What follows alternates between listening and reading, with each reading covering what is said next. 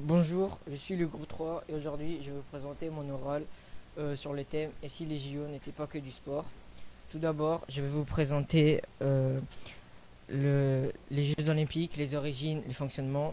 Ensuite, les différents enjeux des Jeux Olympiques modernes accompagnés d'exemples historiques. Après, je vais vous raconter en détail un enjeu des JO et je vais argumenter sur l'efficacité et les effets positifs et négatifs des JO sur cet enjeu. Et pour finir, une conclusion. Les premiers Jeux Olympiques ont été créés dans la Grèce antique il y a plus de 2500 ans en Olympe. Des années après, Pierre de Coubertin font les JO modernes en 1896. Le fonctionnement des JO de la Grèce antique sont des compétitions de domaine physique, parmi elles les plus importantes qui sont la lutte, le saut en longueur, le lancer de disque, le lancer de javelot et la course à pied. Le vainqueur ne gagnait pas de médaille mais une couronne de Olivier et il est célébré en tant que héros.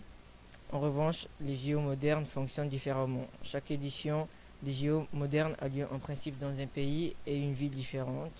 Ils sont organisés tous les 4 ans. Ils comprennent une édition été et une édition hiver. Les premiers Jeux olympiques d'été modernes se sont déroulés à Athènes en 1896. Les premiers JO d'hiver modernes en 1924. Après la charte olympique, le but des JO est de mettre le sport au service du développement de l'humanité pour essayer d'avoir moins de conflits dans le monde et plus de paix. Les JO modernes ont plusieurs enjeux, des enjeux sportifs, c'est-à-dire la performance et le dopage. La quête de la performance maximale pousse certains athlètes à recourir au dopage. Par exemple, les scandales de dopage systématiques en Allemagne de l'Est durant la guerre froide et le scandale de dopage russe révélé avant les Jeux de Rio 2016. Il y a des enjeux économiques, c'est-à-dire les coûts et les financements, les coûts exorbitants de l'organisation des JO et les retours sur les investissements. Par exemple, les Jeux de Montréal en 1976 qui ont laissé la ville avec une date colossale qui a mis des décennies à être remboursée. Le tourisme et le développement urbain. Les Jeux peuvent revitaliser des zones urbaines. Par exemple, les Jeux de Barcelone en 1992 qui ont transformé la ville en une destination touristique majeure. Il y a des enjeux politiques, c'est-à-dire les boycotts et les tensions internationales. Les Jeux peuvent être utilisés comme une plateforme pour exprimer des tensions politiques. Par exemple, les boycotts des Jeux de Moscou en 1980 par les États-Unis et des Jeux de Los Angeles en 1984 par l'Union soviétique. Il y a la propagande politique, l'utilisation des Jeux pour promouvoir des idéologies politiques. Par exemple, les Jeux de Berlin en 1936, utilisés par le régime nazi pour promouvoir l'idéologie de la supériorité aryenne et des enjeux sociaux, c'est-à-dire l'impact sur les communautés locales, les déplacements forcés, les modifications d'infrastructures peuvent affecter les populations locales. Par exemple, les expulsions dans les favelas de Rio de Janeiro pour les Jeux de 2016. Pendant la guerre froide, les JO deviennent rapidement des terrains d'affrontement politique.